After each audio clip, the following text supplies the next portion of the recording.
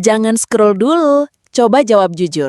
Pernahkah Anda membayangkan bahwa suplemen vitamin yang Anda minum setiap hari, yang Anda harapkan bisa membuat sehat dan panjang umur, justru bisa jadi bom waktu yang siap meledak di dalam kepala Anda? Suplemen yang terlihat sepele, nyatanya bisa memicu stroke dan pendarahan otak mematikan yang menghancurkan masa tua Anda. Ini bukan mitos, ini fakta medis yang sering terabaikan. Saya tahu ini mengejutkan, tapi inilah kebenaran yang wajib Anda ketahui demi keselamatan Anda. Halo Bapak dan Ibu sekalian, bagaimana kabar Anda hari ini? Semoga selalu dalam keadaan sehat dan penuh kebahagiaan. Terima kasih banyak sudah meluangkan waktu untuk berkunjung di video ini. Bagi penonton baru, selamat datang di kanal Tips Lansia, tempat kita bersama-sama belajar untuk menjalani masa tua dengan kualitas hidup yang prima. Saya ingin berbagi sebuah kisah yang sangat membekas di hati saya, tentang seorang pasien bernama Ibu Umi, 63 tahun. Ibu Umi adalah sosok yang sangat bersemangat menjaga kesehatannya. Beliau rajin berolahraga, menjaga pola makan, dan selalu mengonsumsi multivitamin yang direkomendasikan teman-temannya. Suatu hari, Ibu Umi datang ke klinik dengan keluhan pusing hebat dan penglihatan kabur yang semakin parah. Awalnya kami menduga ini hanya kelelahan biasa, namun setelah pemeriksaan lebih lanjut, saya menemukan sesuatu yang mengejutkan. Ternyata, pusing dan gangguan penglihatan Ibu Umi bukan disebabkan oleh faktor usia atau penyakit lain, melainkan efek samping dari konsumsi vitamin A dosis tinggi yang beliau minum setiap hari. Beliau percaya bahwa semakin banyak vitamin yang diminum, semakin baik untuk kesehatan matanya. Padahal, kelebihan vitamin A justru meningkatkan tekanan di dalam otaknya, mirip dengan kondisi yang sering terjadi pada pasien stroke. Kisah Ibu Umi ini menjadi pengingat bagi saya dan kita semua, bahwa sesuatu yang dianggap sepele, seperti mengonsumsi vitamin tanpa pemahaman yang benar, bisa berdampak luar biasa pada kesehatan kita, baik itu dampak positif maupun negatif. Dan saya akan bagikan selengkapnya di video kali ini. Kita seringkali menganggap suplemen vitamin sebagai jaminan kesehatan, polis asuransi untuk tubuh kita. Namun sebagai seorang dokter dengan lebih dari 15 tahun pengalaman, saya sering melihat bagaimana pemahaman yang keliru tentang vitamin justru bisa menimbulkan masalah kesehatan serius, terutama bagi bapak dan ibu yang sudah menginjak usia 60 tahun ke atas. Tubuh kita berubah seiring waktu, metabolisme melambat, dan cara tubuh menyerap serta memproses nutrisi tidak sama lagi seperti saat muda. Apa yang aman di usia 30-an, mungkin tidak lagi aman di usia 70-an. Fenomena ini seringkali tidak disadari. Banyak lansia mengonsumsi vitamin berdasarkan saran teman, iklan di televisi, atau bahkan karena kebiasaan. Mereka tidak menyadari bahwa beberapa jenis vitamin, jika dikonsumsi secara berlebihan atau pada waktu yang salah, justru dapat memicu efek samping yang sangat berbahaya, termasuk peningkatan risiko stroke, pendarahan otak, atau lonjakan tekanan darah. Ini bukan sekedar ketidaknyamanan, melainkan ancaman nyata terhadap kualitas hidup dan kemandirian di masa tua. Penting untuk dipahami bahwa meskipun vitamin esensial bagi fungsi tubuh, ada batas aman yang tidak boleh dilampaui. Kelebihan vitamin tertentu dapat menyebabkan akumulasi toksin, mengganggu keseimbangan kimiawi tubuh, dan bahkan merusak organ vital, termasuk otak dan pembuluh darah. Oleh karena itu, mari kita pahami lebih dalam tentang vitamin-vitamin yang perlu Anda waspadai ini. Sebelum kita masuk ke pembahasan lebih detail tentang vitamin-vitamin yang dimaksud, saya ingin tahu, dari kota mana Anda menonton video ini dan berapa usia Anda saat ini? Silahkan tulis di kolom komentar di bawah. Jangan lupa juga untuk menyukai video ini dan subscribe ke Tips Lansia agar Anda tidak ketinggalan berbagai tips dan ilmu terbaru dari kami untuk hidup sehat di usia senja. Sekarang, mari kita bahas. Sebagai seorang dokter, saya sering melihat kasus-kasus di mana niat baik untuk menjaga kesehatan melalui suplemen justru berakhir dengan konsekuensi yang tidak diinginkan. Ini adalah daftar 5 jenis vitamin yang perlu Anda perhatikan secara khusus, terutama jika Anda berusia di atas 60 tahun. Vitamin D sangat vital untuk menjaga kesehatan tulang yang kuat, mendukung fungsi kekebalan tubuh, dan bahkan berperan dalam menjaga mood kita tetap baik. Banyak dari kita berpikir bahwa semakin banyak vitamin D yang kita konsumsi, semakin baik, terutama karena banyak lansia memiliki kadar vitamin D yang rendah. Namun, pandangan ini adalah sebuah kesalahpahaman yang berbahaya, terutama jika konsumsi dosis tinggi ini dilakukan pada waktu yang salah. Ketika vitamin D dikonsumsi dalam dosis yang terlalu tinggi, terutama di malam hari, tubuh kita bisa kesulitan memprosesnya dengan efisien. Hal ini dapat memicu penumpukan kalsium di dalam arteri, sebuah kondisi yang dikenal sebagai hiperkalsemia. Bayangkan arteri Anda, yang seharusnya elastis dan fleksibel, perlahan menjadi kaku dan menyempit seperti pipa berkarat. Kekakuan dan penyempitan ini secara drastis meningkatkan risiko pembentukan gumpalan darah. Gumpalan darah ini, jika terlepas dan bergerak menuju otak, dapat menyumbat aliran darah, menyebabkan serangan stroke yang merusak otak secara permanen. Saya ingat betul kasus Tuan Walter, seorang pria berusia 74 tahun yang saya tangani. Tuan Walter adalah seorang yang sangat aktif, rutin berjalan kaki setiap pagi. Beliau mulai mengkonsumsi suplemen vitamin D sebanyak 10.000 IU setiap hari atas saran temannya dengan keyakinan untuk memperkuat tulangnya. Namun setelah beberapa bulan, Tuan Walter tiba-tiba mengalami kesulitan berbicara dan mati rasa di satu sisi tubuhnya, gejala klasik stroke. Setelah pemeriksaan menyeluruh, kami menemukan bahwa kadar vitamin D dalam darahnya sangat tinggi, menyebabkan penumpukan kalsium yang signifikan di arteri otaknya. Keracunan vitamin D inilah yang menjadi pemicu stroke yang beliau alami. Kisah Tuan Walter ini menjadi pengingat yang kuat betapa pentingnya dosis dan waktu konsumsi yang tepat. Saya selalu menyarankan pasien saya untuk mengkonsumsi vitamin D di pagi hari, idealnya bersamaan dengan makanan yang mengandung lemak untuk penyerapan optimal. Selain itu, penting sekali untuk melakukan pemeriksaan kadar vitamin D dalam darah secara teratur, terutama jika Anda mengkonsumsi suplemen ini bersama kalsium atau obat-obatan jantung, karena interaksi obat dan suplemen bisa memperparah resiko. Vitamin E seringkali dipuji-puji karena khasiat antioksidan dan kemampuannya untuk menjaga kesehatan jantung. Ini adalah vitamin yang larut dalam lemak, yang berarti tubuh dapat menyimpannya untuk waktu yang lama. Namun, disinilah letak bahayanya jika dikonsumsi dalam dosis yang berlebihan, terutama bagi lansia yang mungkin sudah memiliki kondisi kesehatan tertentu atau sedang mengkonsumsi obat-obatan.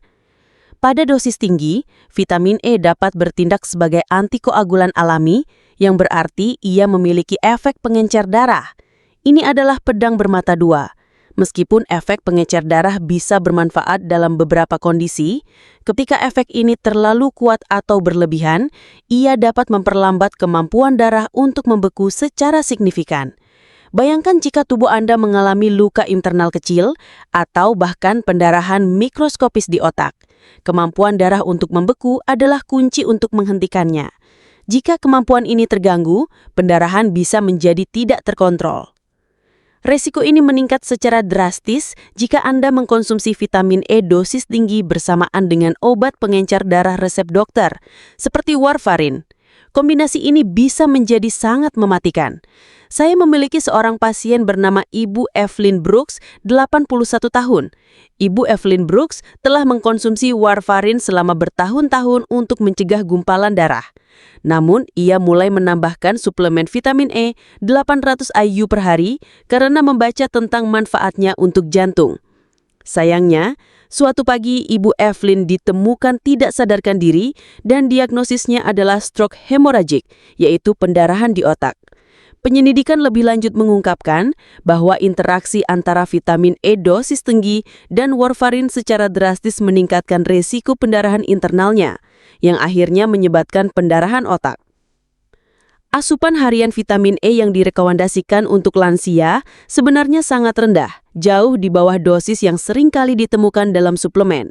Kehati-hatian adalah kunci dan selalu konsultasikan dengan dokter Anda sebelum menambahkan suplemen vitamin E, terutama jika Anda sedang dalam pengobatan pengencer darah karena interaksi obat dan suplemen bisa memperparah resiko. Vitamin B1 dikenal luas sebagai penunjang saraf yang kuat dan vital untuk fungsi otak. Ia berperan dalam produksi neurotransmitter, bahan kimia otak yang mengatur suasana hati dan tidur, serta membantu tubuh mengubah makanan menjadi energi. Mengingat peran pentingnya dalam kesehatan syaraf, banyak orang berasumsi bahwa dosis yang lebih tinggi akan memberikan manfaat yang lebih besar, terutama bagi mereka yang mengalami masalah syaraf atau kognitif. Namun, kenyataannya sangat berbeda dan dapat berakhir dengan konsekuensi yang merusak. Konsumsi vitamin B1 secara berlebihan melebihi dosis yang direkomendasikan dalam jangka waktu lama justru dapat merusak syaraf secara permanen. Ini karena vitamin B1 dapat menumpuk di dalam tubuh, dan pada tingkat toksik, ia mulai menyerang sistem syaraf itu sendiri. Secara spesifik, kelebihan vitamin B1 dapat merusak lapisan pelindung di sekitar syaraf, yang dikenal sebagai mielin. Tanpa lapisan pelindung ini, sinyal-sinyal syaraf tidak dapat dihantarkan dengan efisien, menyebabkan berbagai gejala neurologis yang mengganggu. Gejala ini bisa meliputi kesemutan, mati rasa, rasa terbakar di tangan dan kaki, kelemahan otot, kesulitan berjalan, bahkan kebingungan dan masalah keseimbangan. Saya pernah merawat Tuan Harold Jenkins, seorang pria berusia 76 tahun. Tuan Harold mulai mengkonsumsi 200 mg vitamin B1 setiap hari untuk mengatasi masalah kesemutan ringan di kakinya. Setelah beberapa bulan, kesemutannya berubah menjadi mati rasa parah dan kelemahan otot yang membuatnya sulit berjalan tanpa bantuan. Setelah pemeriksaan, kami menemukan bahwa ia mengalami kerusakan syaraf perifer akibat toksisitas vitamin B1. Asupan yang direkomendasikan untuk lansia hanya sekitar 2-10 mg per hari dari makanan atau suplemen, jauh lebih rendah dari yang ia konsumsi. Penting untuk diingat bahwa lebih banyak tidak selalu lebih baik, terutama untuk vitamin B1. Jika Anda mengalami gejala syaraf, selalu konsultasikan dengan dokter untuk diagnosis dan penanganan yang tepat, bukan sekadar mengambil suplemen dengan dosis tinggi. Vitamin A adalah nutrisi penting yang dikenal luas karena perannya dalam menjaga penglihatan yang sehat, mendukung fungsi kekebalan tubuh dan pertumbuhan sel yang normal. Karena sifatnya yang larut dalam lemak, tubuh memiliki mekanisme untuk menyimpan kelebihan vitamin A di berbagai jaringan, termasuk hati, jaringan lemak, dan bahkan otak. Meskipun penyimpanan ini dimaksudkan untuk menjaga ketersediaan vitamin saat asupan rendah, namun ini juga yang menjadi titik rawan jika konsumsi berlebihan terjadi secara terus-menerus. Ketika kadar vitamin A mencapai tingkat toksik dalam tubuh, terutama pada lansia yang mungkin memiliki metabolisme yang lebih lambat, ia dapat menyebabkan penumpukan tekanan di dalam tengkorak. Kondisi ini dikenal sebagai pseudotumor cerebri atau hipertensi intrakranial idiopatik. Nama pseudotumor diberikan karena gejalanya sangat mirip dengan tumor otak, meskipun sebenarnya tidak ada tumor yang tumbuh. Peningkatan tekanan ini dapat menimbulkan gejala yang sangat mengkhawatirkan, seperti sakit kepala parah, mual, muntah, dan yang paling mengkhawatirkan, gangguan penglihatan yang progresif. Peningkatan tekanan intrakranial akibat kelebihan vitamin A dapat menekan syaraf optik, menyebabkan pembengkakan pada diskus optik atau papiledema, yang jika tidak ditangani dapat berujung pada kerusakan penglihatan permanen, bahkan kebutaan. Dalam beberapa kasus, gejalanya bisa menyerupai stroke iskemik atau hemoragik karena tekanan pada otak dan pembuluh darahnya. Saya pernah menangani kasus Nona Dorothy Siemens, 79 tahun, yang mengalami sakit kepala kronis yang semakin parah dan penglihatan kabur. Setelah serangkaian pemeriksaan, kami menemukan bahwa ia mengkonsumsi suplemen vitamin A 10.000 IU setiap hari selama beberapa tahun. Tingkat vitamin A yang sangat tinggi dalam darahnya adalah penyebab utama dari peningkatan tekanan intrakranial yang ia alami. Batas aman asupan vitamin A untuk lansia adalah sekitar 2.500 sampai 3.000 IU per hari, dan itu pun harus di bawah pengawasan medis, terutama jika Anda memiliki kondisi kesehatan tertentu. Selalu utamakan asupan vitamin A dari sumber makanan seperti wortel, ubi jalar, bayam, dan hati. Niacin atau vitamin B3 adalah vitamin penting yang berperan dalam metabolisme energi dan sering digunakan dalam dosis tinggi untuk membantu menurunkan kadar kolesterol jahat, LDL, dan trigliserida, serta meningkatkan kolesterol baik, HDL. Karena potensi manfaatnya dalam kesehatan jantung, banyak orang, termasuk lansia, tergoda untuk mengonsumsi suplemen niacin dalam dosis tinggi tanpa pengawasan medis. Namun, tindakan ini dapat memiliki efek yang merugikan dan bahkan berbahaya bagi sistem kardiovaskular.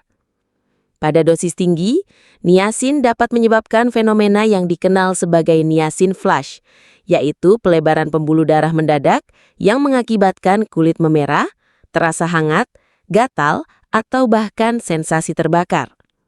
Meskipun ini sering dianggap sebagai efek samping yang tidak berbahaya, reaksi vaskular ini dapat diikuti oleh penyempitan pembuluh darah yang tiba-tiba.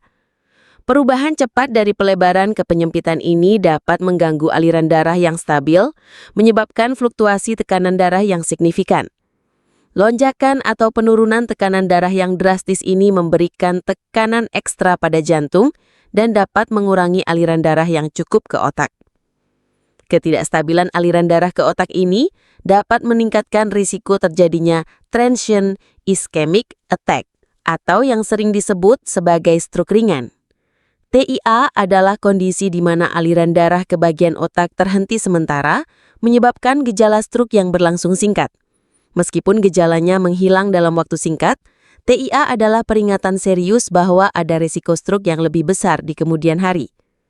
Saya ingat kasus Pak Frank Miller, seorang pria berusia 82 tahun yang mengonsumsi 2000 mg niacin setiap hari untuk kolesterolnya.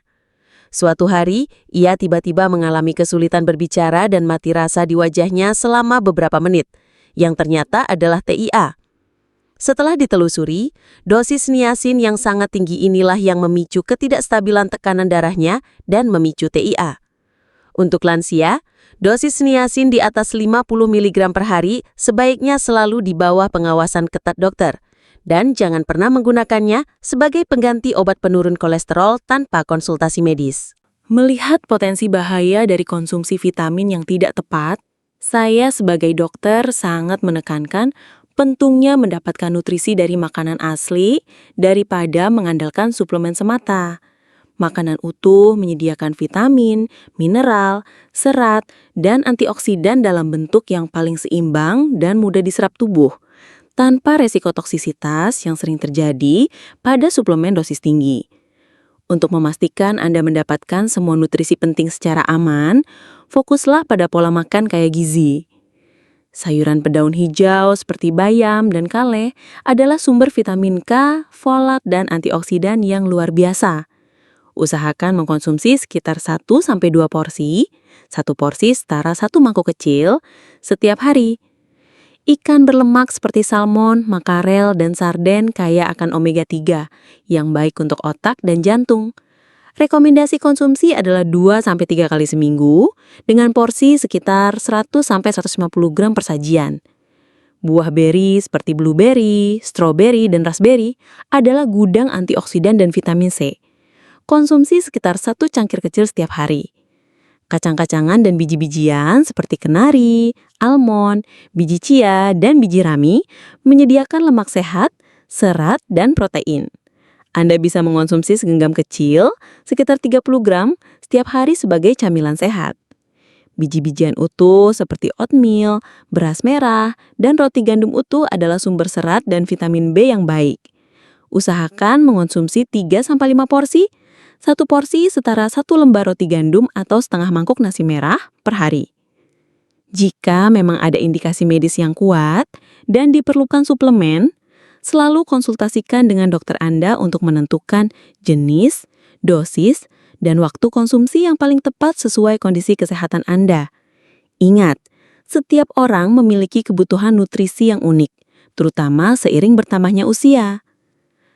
Jadi, Bapak dan Ibu sekalian, inti dari semua penjelasan ini adalah jangan pernah menganggap enteng konsumsi vitamin.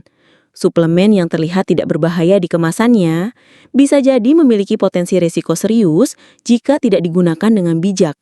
Terutama bagi Anda yang berusia di atas 60 tahun, tubuh Anda memproses nutrisi secara berbeda, dan apa yang aman di masa muda mungkin tidak lagi aman sekarang. Selalu berhati-hati, cari tahu informasi yang akurat, dan yang paling penting, selalu konsultasikan dengan profesional kesehatan sebelum memulai atau mengubah regimen suplemen Anda. Bagaimana Bapak dan Ibu? Apakah Anda merasa lebih tercerahkan dan memahami mengapa penting untuk tidak sembarangan mengkonsumsi suplemen vitamin? Saya harap video ini bisa membuka mata kita semua. Mari kita hindari kebiasaan buruk yang bisa membahayakan diri kita di masa depan, seperti mengkonsumsi dosis berlebihan tanpa nasihat ahli, atau membeli suplemen hanya karena ikut-ikutan. Masa tua adalah anugerah dan kita berhak menjalaninya dengan sehat dan bahagia. Saya sangat menganjurkan Anda untuk membagikan informasi penting ini kepada teman-teman lansia lainnya, keluarga atau siapa saja yang Anda pedulikan. Pengetahuan adalah kekuatan, dan dengan menyebarkan informasi ini, kita bisa melindungi lebih banyak orang dari potensi bahaya yang tersembunyi. Mari kita bersama-sama menciptakan lingkungan di mana semua lansia dapat menua dengan bahagia dan bebas dari resiko kesehatan yang tidak perlu. Ingat, kesehatan di usia senja adalah aset paling berharga. Jaga dengan baik, dengan ilmu dan kebijaksanaan. Sampai jumpa di video berikutnya.